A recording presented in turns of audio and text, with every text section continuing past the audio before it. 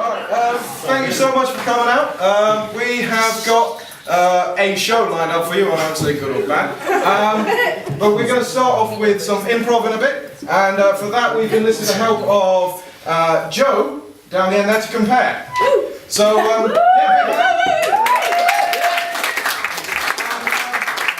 Mike Woodman, do your thing. Joe Compère. Great. Good evening. Hey, I'm going to sort of start with a small story first. Starts with a story, moves on to a call to arms, so I hope you'll all join me. It's a very important message. So, the story first. I've been living in a house with 5 guys, including myself, for a few months now, and recently we've been rediscovering our game-playing youth. Now, for most 21-year-olds, that might mean playing football, but not us. No, we are playing Monopoly. Monopoly. I've never known a game that causes such deep-seated resentment or hatred between fellow human beings as Monopoly. I don't know of any other game.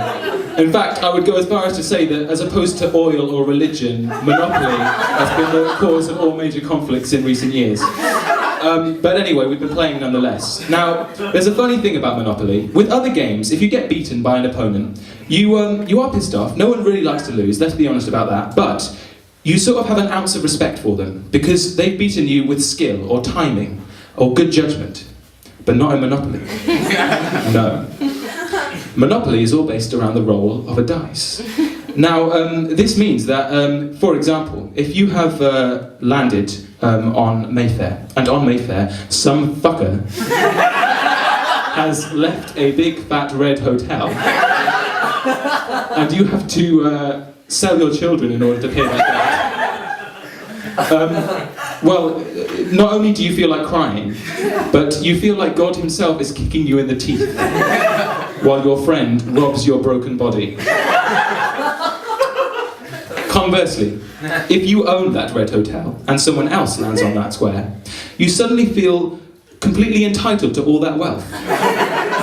You sound like a high-end London banker saying something like, no, I've worked really hard, and I actually deserve everything I get, so give me my fucking money now.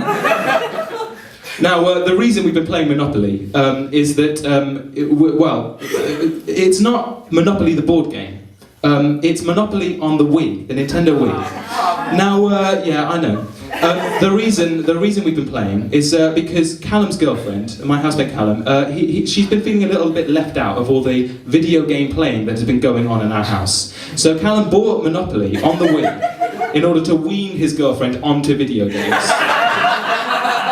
Now, first of all, a small digression. I was surprised to hear myself say Callum's girlfriend as well. Like, in a house of 5 guys where all of us are massive nerds, 60% of us do have girlfriends. It's really surprising. It keeps me awake at night. Literally. Shut up.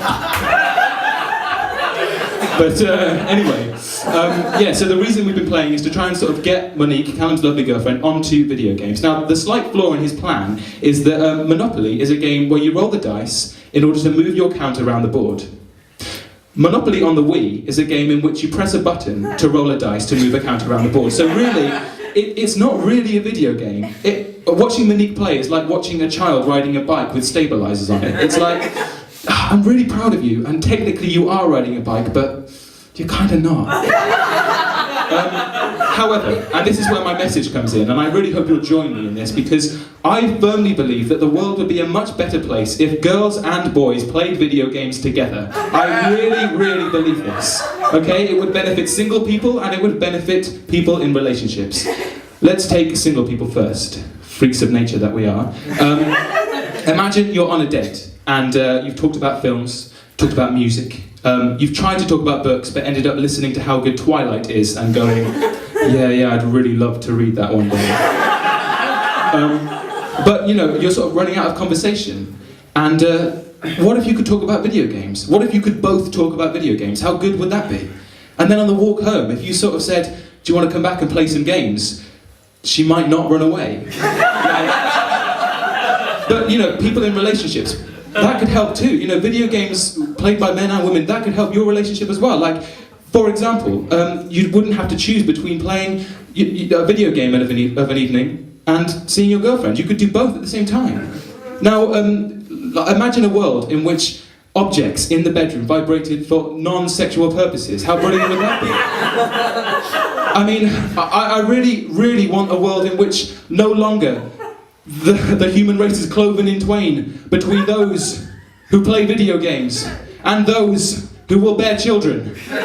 Please join me in sharing this vision of a world where man and woman may sit together and play Halo and shout, "Darling, even though you're really bad at this and you keep running in circles and shooting me in the back, I love you. Let us go forth and pwn some noobs together."